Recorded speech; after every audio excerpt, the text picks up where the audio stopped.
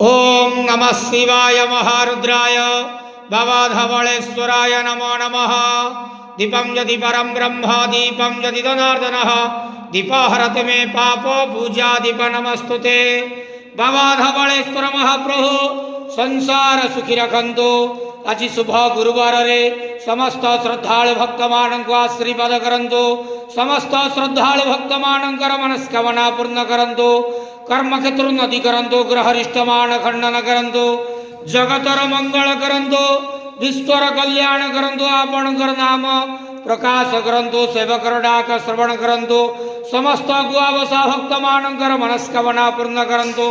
हे बाबा धवलेश्वराय नमो नमः। संसार सुखी रखंतु आनंद के वार। हरि बोलो।